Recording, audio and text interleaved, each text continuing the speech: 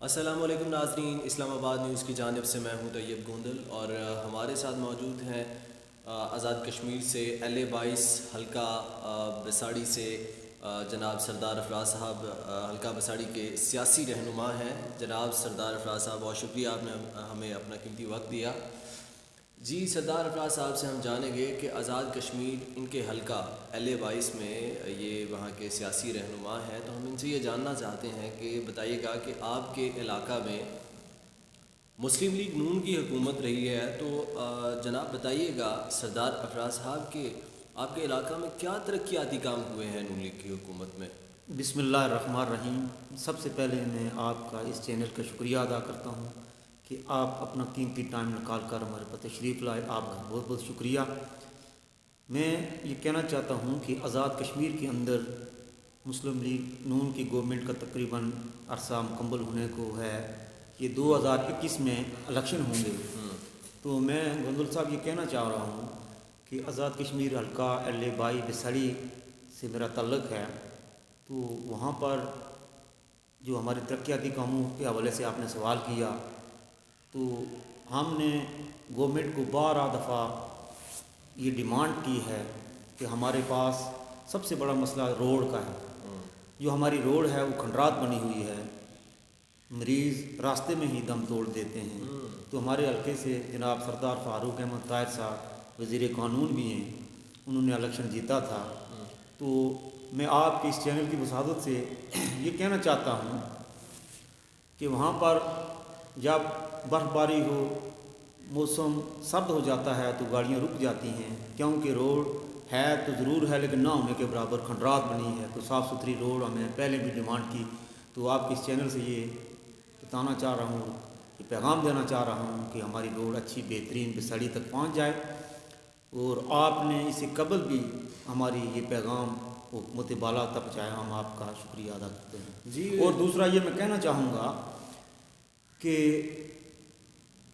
جو ہمارا علاقہ بساڑی ہے، یہاں سے میں تعلق رکھتا ہوں، ابھی 2021 میں الیکشن کا سال ہوگا، ابھی اس کی ڈیٹ کا تعین نہیں ہوگا۔ اب تمام پارٹیز جو ہیں، خواہ وہ PTI ہے، مسلم لیگ نون ہے، پیپلز پارٹی ہے، اپنی اپنی دوڑوں میں لگی ہوئی ہیں۔ تو الیکشن 2021 میں ہوں گے، تو میں جناب گوندل صاحب یہ کہ پیغام دینا چاہ رہا ہوں عوام علاقہ کو کہ آپ بہتر لوگوں کو اسمبلی میں پہنچائیں تاکہ آپ کے جو دکھ درد ہیں اس میں برابر کے شریک ہوں۔ اور دوسری بات یہ کہنا چاہ رہا ہوں کہ کچھ حد تک تو کچھ کام ہوئے ہیں، لیکن ہمارا جو ایریا ہے اس میں بہت بڑا ایریا ہے، وہاں کا جہاں ہم رہتے ہیں، تو وہاں پر ایک اسپتال ہمارے پاس نہیں ہے۔ جب مزدور اپنی مزدوری کرتا ہے تو شام کو اس کا بچہ بیمار ہو جائے گا تو وہ اس کے پاس نہ کوئی گاڑی کا بندوبست ہوگا، نہ کوئی اسپتال ہے۔ یہ ہمارے لیے بہت مشکلات ہیں۔ اور میں یہ کہنا چاہتا ہوں کہ وہاں پر جب اسپتال نہیں ہوگا، ڈاکٹر نہیں ہوگا، تو لوگ کیسے اپنا علاج کرائیں گے؟ بساڑی خاص کر کے جو ہمارا یونین کونسل بساڑی جہاں ہم رہتے ہیں، وہاں بہت سارے علاقات جات ہیں، مرکز ہے، لیکن وہاں ایک اسپتال بھی نہیں ہے۔ یہ ان حکمرانوں کے لیے ایک سوالیہ نشان ہے کہ جب آپ کے پاس پیسے بھی ہوں گے، سب کچھ ہونے کے باوجود آپ کے پاس اسپتال نہیں ہے، تو پھر آپ کیسے علاج کرائیں گے؟ تو غریب لوگ ہیں، مزدور لوگ ہیں، تو ان کو اگر یہ سہولیات نہیں فراہم ہوں گی تو یہ ناممکن ہے۔ تو ہم نے 12 دفعہ کہہ چکے ہیں، لیکن ہمیں اسپتال اور روڈ کی اشد ضرورت ہے۔ جی سردار افراز صاحب، جیسے کہ آپ نے فرمایا کہ مسلم لیگ نون کی دور حکومت میں نہ آپ کو روڈز کی سہولت فراہم کی گئی، نہ آپ کو ہسپتالوں کی سہولت فراہم کی گئی، تو آپ آزاد کشمیر کے مقامی ہیں، تو اپنے وہاں کے لوگوں کو کیا پیغام دینا چاہیں گے، کیا میسیج دینا چاہیں گے آپ؟ بہت اچھا آپ نے یہ بات پوچھی، اچھا سوال آپ کا تھا کہ یہ میں پیغام دینا چاہ رہا ہوں اپنے لوگوں کو، اپنے حلقے کے، یونین کے ان لوگوں کو یہ پیغام دینا چاہتا ہوں کہ آپ ایسے آدمی کا انتخاب کریں جو آپ کی بات کو سنے، خالی تقریروں کی حد تک آپ کو اس میں پورا کرے آپ کو، تو ایسے لیڈر کا آپ انتخاب نہ کریں۔ ایسے لیڈر کا انتخاب کریں جو آپ کے دکھ درد میں شریک ہو، کیوں کہ اس جدید دور کے اندر بھی آج وہ ہماری مائیں اور بہنیں اپنے سروں کے اوپر پانی اٹھا کر لاد رہی ہیں۔ وہاں اس طرح کے اعلانات ہو جاتے ہیں کہ ہم یہ کریں گے، ہم وہ کریں گے، تو میرے بھائی وہاں پر ایسی کوئی سہولت موجود نہیں ہے۔ علاقہ بہت اچھا ہے، صاف ستھرا ہے، اچھے لوگ ہیں، لیکن یہ وہ اپنے فنڈ سے یا اپنے طور پر بھی بعض دفعہ لوگوں نے، میرے بھائیوں نے، تاجروں نے، وہاں کے جو ہمارے بھائی ہیں انہوں نے اپنا فنڈ کر کے روڈ پہ تھوڑا سا مال ڈال کے گاڑیوں کو کراس کیا. یہ حالت ہے وہاں روڈ کی، ہسپتال نہیں ہے، روڈ نہیں ہے. تو آپ بتائیں کہ آپ کا چینل مختلف جگہوں پہ آپ لوگوں کے انٹرویوز لیتے ہیں، تو جہاں روڈ نہ ہو، یہاں ہسپتال نہ ہو، تو کس چیز کی سہولت ہے وہ؟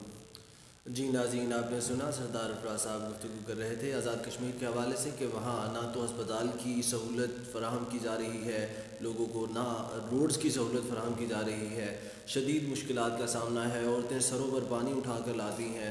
اور ان کا سردار افراز صاحب کا یہ پیغام ہے عوام کو، یہ میسیج ہے. اور ایک بات اور یہاں پر میں ایڈ کرنا چاہ رہا ہوں کہ اگر یہ لوگ اپنی سمت کو درست نہیں کرتے، یہ حکمران، جب بھی یہ الیکشن کے دور میں گھروں میں، گلی گلی محلوں میں ڈیرے لگائیں گے، یہاں پاکستان کے سے بھی وزیر وہاں پہنچ جاتے ہیں، کہتے ہیں ہم یہ کر دیں گے، وہ کر دیں گے. جب الیکشن کا دور ہوتا ہے تو الیکشن کے بعد یہ جب اسمبلی کے اندر جاتے ہیں میرے بھائی، تو پھر یہ ان کو غریب کا کوئی پتہ نہیں ہوتا کہ غریب کا کیا حال ہے.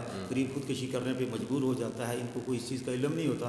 میں پھر یہ پیغام عوام کو ایک میں دے رہا ہوں، اگر یہ آپ کا کام نہیں کرتے تو پھر آپ یہ کریں کہ اس دفعہ جو ہے ان کے ڈبے خالی جائیں، الیکشن کا بائیکاٹ کا اعلان کر دیں، تاکہ ان کو تھوڑا احساس ہو کہ ہم تو ان سے کس طرح کے نعرے لگا کر ہم تقریریں کر کے ان سے ووٹ تو لے لیتے ہیں، پھر اسمبلی میں جاتے ہیں. تو پھر میں یہ پیغام دینا چاہتا ہوں عوام علاقہ کو کہ پھر آپ ان کو بالکل نون ہے، پیپلز پارٹی ہے، پی ٹی آئی، کسی بھی کوئی بھی جماعت ہے، جماعت اسلامی ہے، سب کا بائیکاٹ کر دیں، بالکل سیل اپ کر دیں، تاکہ کوئی بھی ووٹ نہ ڈلے، تاکہ ان کو بھی یہ احساس ہو. اگر آپ اپنی مدد آپ کے تحت یہ کام کراتے ہیں، اپنی مدد آپ کے تحت روڈوں پہ مال ڈال کے گاڑیوں کو کراس کرتے ہیں، مجبوری کے تحت راول پنڈی، وہاں آزاد کشمیر سے راول پنڈی میں لوگوں کو لایا جاتا ہے، 5 گھنٹے کا سفر ہے گاڑی کا، اگر وہاں یہ سہولت نہیں ہے تو پھر آپ کو اس کا فائدہ کوئی نہیں. میں یہ پیغام دینا چاہتا ہوں. بہت شکریہ سردار افراز صاحب، آپ نے گفتگو سنی. مجھے دیجیے اجازت. اللہ نے کے بعد.